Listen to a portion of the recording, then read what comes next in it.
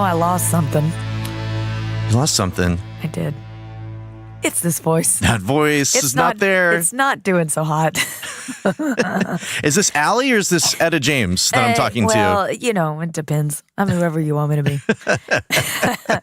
My sister-in-law told me today, she goes, your voice sounds a little more sultry than usual. That's right. Well, I tend to agree. It's just sadly, sultry comes at the price of power behind the voice. That is accurate. Yeah, so that means that today, Allie and Will, the Pairables, are going to be having a quick check-in with you guys. Yeah.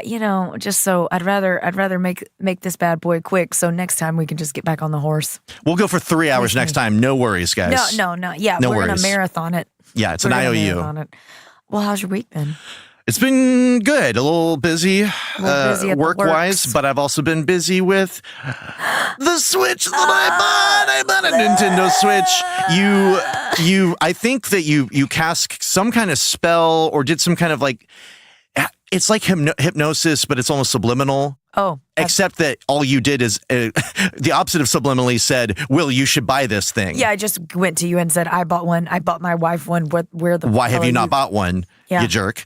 And so I don't know if it was pretty easy sell, though. All the insults that you lobbed at me or what, but you told me about this sale at Best Buy and I went and did it. And I've been playing Breath of the Wild ever since. And it's neat. I enjoy having it. I feel like it's kind of in playing it, just the system. I haven't played anything else on it yet, but it is like having a Mac, which I use Macs for my work, where it's like a Mac versus PC. I'm like, I know this isn't as powerful as these other things, and I have less options, but it's so much cuter and just feels different. And it's right here. It's I was thinking about it, and I was like, am I stupid for going ahead and buying this one? They're going to announce the new powerful one, and I was like, I'm not going to play a fucking AAA game on this. That's not why I got it. No. That's not why I got it. No. I'm also still loving mine, actually, but I have a little bit of a bone to pick with Stardew. Uh-oh. That I've got so frustrated with it, I put it down, and Alex was making fun of me. Oh. So it has this fishing mini game in it, and it's really atrocious. I really fucking hate it. I have never enjoyed a fishing mini game. Same. I can't tell you one. I'm sorry to take you off topic, but this is related. Okay, fishing mini games, never enjoyed one. Horses in games where you have to establish relationship with them. What's your opinion? Anything. If I get a relationship, I'll do it. Okay, so here's my issue with that, because they do this in Breath of the Wild, and there are a lot of games where it's do you like get that. To bond with the horse? Yeah, I'm gonna buy it. It doesn't feel that deep, and I love the game. It's just that part of it doesn't feel deep to me. But I'm annoyed because I just kind of need to get across the field, and the horse isn't obeying me, and that's a nice idea, but I don't need that level of simulation in a fantasy game where I have to make friends with my horse to get. You do. They know who they're aiming for. I just had to ask because that seems to be something that has become more and more the standard, and I don't want that to be the standard. The next GTA, you're going to have to feed your car gas. To make it happy enough to make You're going to detail it yourself and you get extra car points. Say nice things to it, but also know when to whip your car. So I hate that. I hate the fucking fishing mini game. And it is leveled, I found out. I'm like, I don't know why I'm not good at it. It literally, my brain, I'm doing it. It's just it's like a weird graph. And you're trying to keep this fish in this little vertical rectangle. So Alex was having the same problem. So the problem is we both took the same route. We leveled literally everything up. I am a 10 farmer, 10 forager, 10 miner. Fishing, I'm a 0. My gosh. I've invested no time in it because I hate it. So my beef with the game, and as much as somebody's going to come for me for saying this, but get ready. If you are excelling at the other areas of the game, because think about this in perspective in life. Just hang with me. If you're excelling at all the other areas of the game, there is a thing where you restore the community center. And when you do that, it enriches the community and it also unlocks some shit. So there is one that is based on a fish tank, which is all about catching unique fucking fish of different varieties. So this is one of those times where I turned into a spoiled brat and I was like, why can't I buy my way out of this problem? Absolutely. Because what's happened is because everything is leveled up so high. Yeah. In the current season I'm in, I've got $300,000. You're flush. I'm I can't do it. So I got really pissed about it. Buffy, why can't I just buy my fish? Yeah, I feel like a kind of a bratty asshole. So, but it did annoy me. Brattishness. Oh, thank you. It annoyed me so much, I went back to starting playing Odyssey on the PS4. Really? And I am enjoying the fuck out of it. Yeah. I'm really surprised. Yeah. Like, I was like, this is exactly what I wanted right now. Yeah. Cool, thank you. Maybe you need a little bit of like cutthroat. Little break. Yeah, Little a break. little bit of sneaky cutthroat action. Yeah, I am just really surprised at how they listened. They were like, hey, you know those things that people have gripes with about in this game? Like, they kind of took that one step in Origins. Yeah. And then I feel like in this one, they actually did keep listening.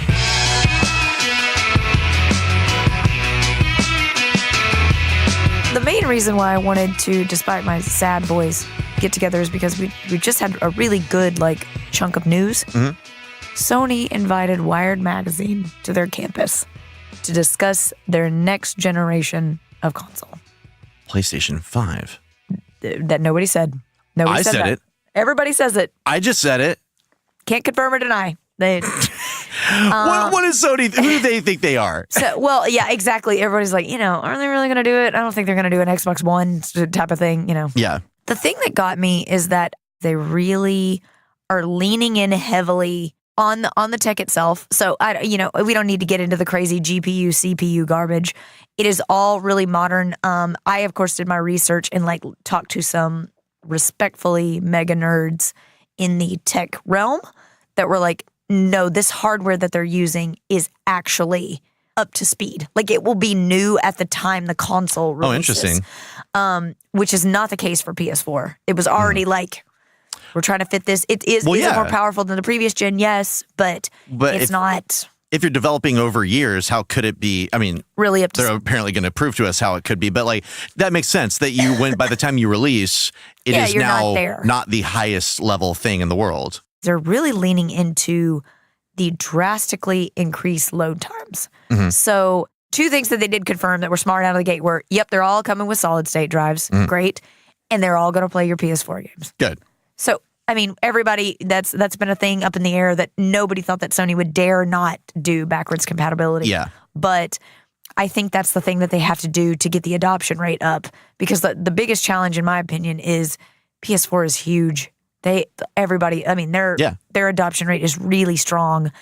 So it's going to be hard to be like, hey, we got this new thing, and then your library not work with it. Oh, yeah. PS3 was a different thing. People bitch about it all the time, but I'm like, that cell structure thing was a nightmare, and it was not going to work. I mean, I'm still a little unhappy about it. Now, just occasionally I'll be like, oh, I really like that, what was it, Tom Clancy Splinter Cell game. Oh, yeah. And I'm like, oh, so there's just no way for me to play it, and my old PlayStation is gone, so it's just... Yeah, I really wish they would have done a better like emulator, but that's another discussion. Yeah. So anyway, they're talking about load time. So the thing that I loved...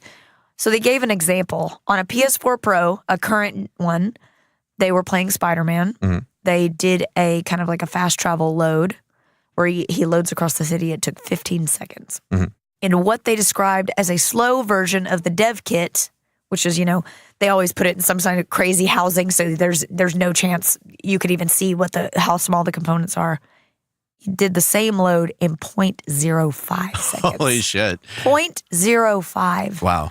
One thing that I thought was really interesting, and I'm so sorry that I'm forgetting this gentleman's name who was talking about it, but he was like, even though the hardware that they're going to be using is a substantial upgrade, like mega substantial, and you got a solid state in play, both those things together are definitely going to increase the load time. However, there's something at play that is helping it even further. And he was like, that's the piece that I'm interested to find out, because that is such a substantial jump.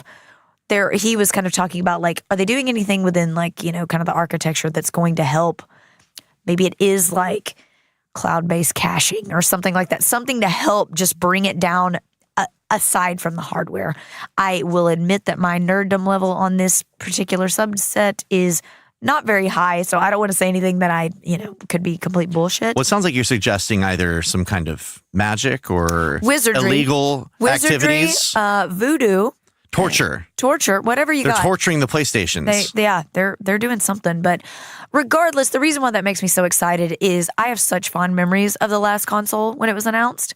I literally work from home. I worked remote during the press conference to watch it. I remember when they did the pre-sales for it, and I remember ordering mine.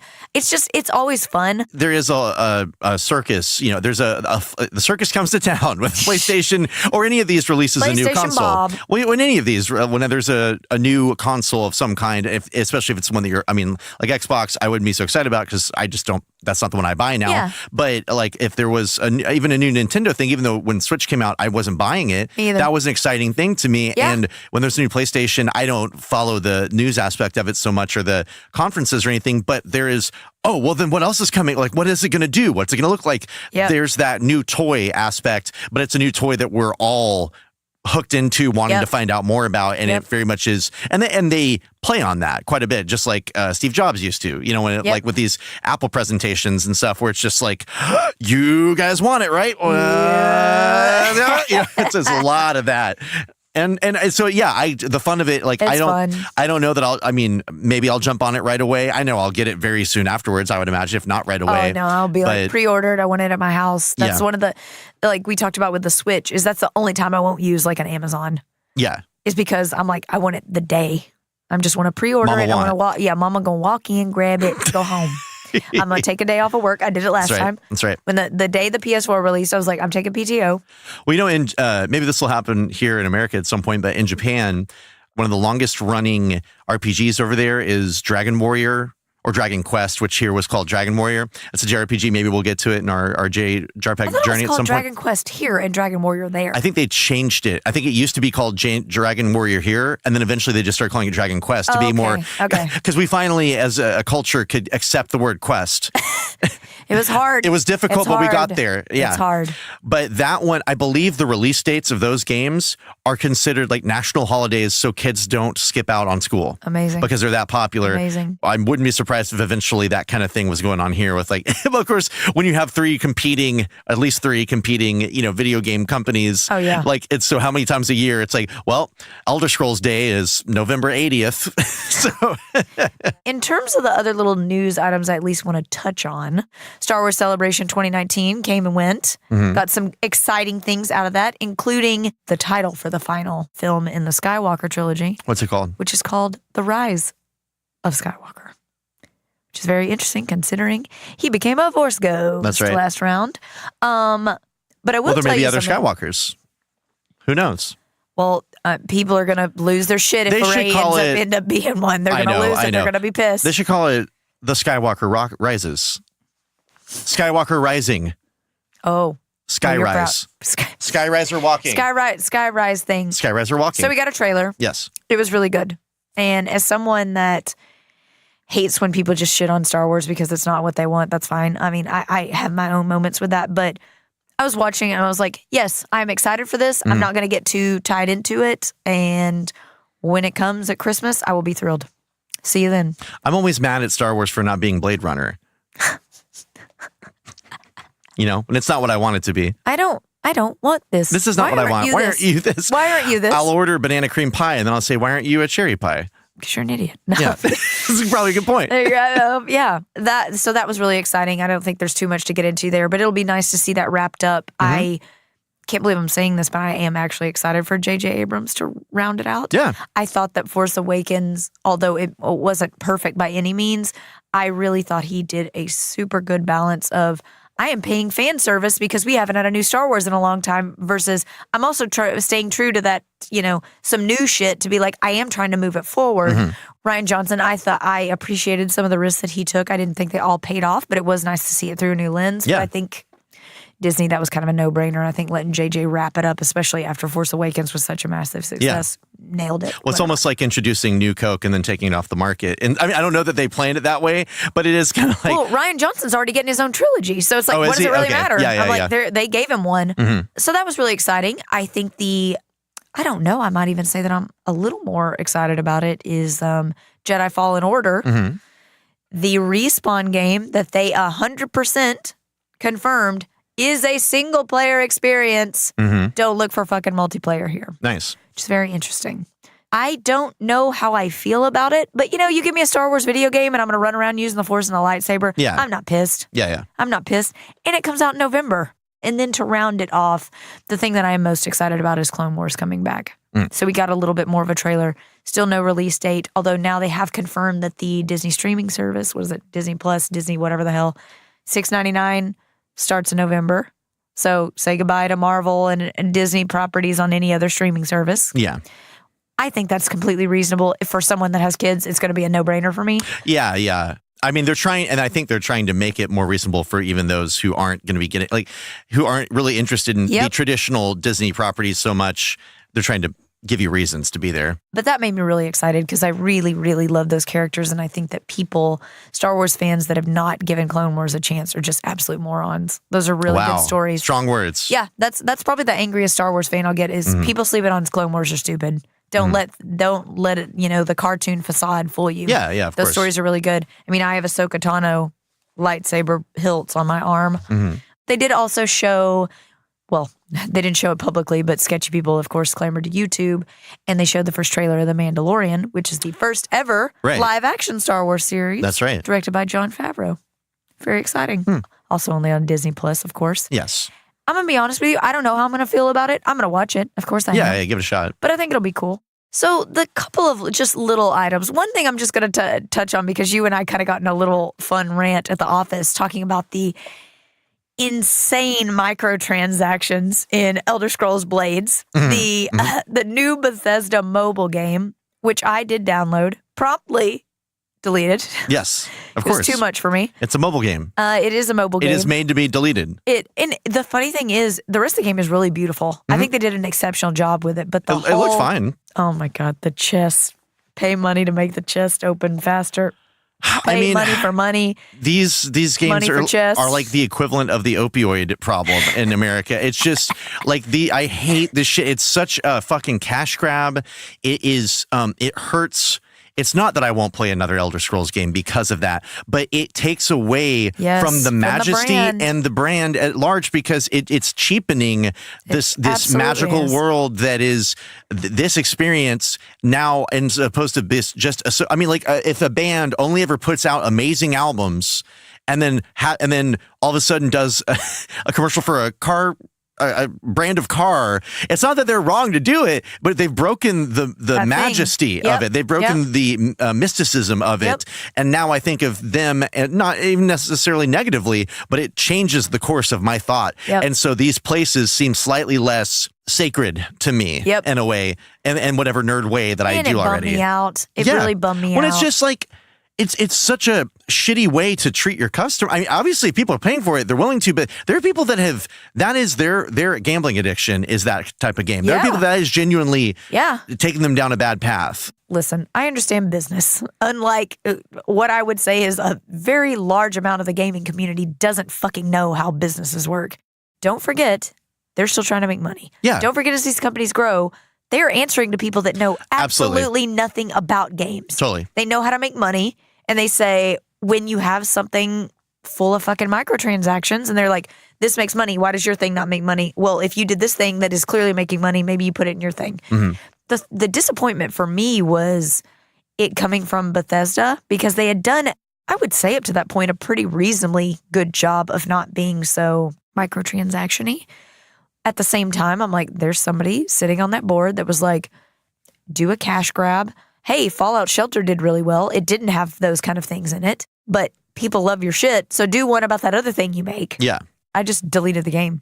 Yeah. Vote with your fucking wallet. Yeah. Like, the people that get so angry about it, and I'm not saying that we shouldn't have discussions when people act like this, because it is shitty. Yeah. But I'm like, nobody's fucking telling you to do it. Nobody's putting a gun to your head. I don't buy these games. I don't, and it's like, I'm not thinking of it in terms of like, well, that'll tell them that I don't want these games. More just like, I know I'm going to end up pissed off and feel disappointed because I'm going to tell myself I'm going to get something out of this game that I'm never going to get out of it. This is not an Elder Scrolls game in any traditional sense of the word. In any way that I would actually want to play an Elder Scrolls game for. And so, I do hear a lot of complaints about these things, and I also know that the numbers are pretty good on games that have that kind of stuff. So if you really, I mean, it's one thing if you pick something up and then you realize it's that, but if you don't, if you don't want those games to exist, that's really Don't play them. Don't contribute. It is voting. I mean, it really is like, Jesus. if you want the system to change, you may not be able to be the one to change it, but you can contribute by not continuing to buy the things that you ridiculous. do not like. Listen, since this thing is not going to last very much longer.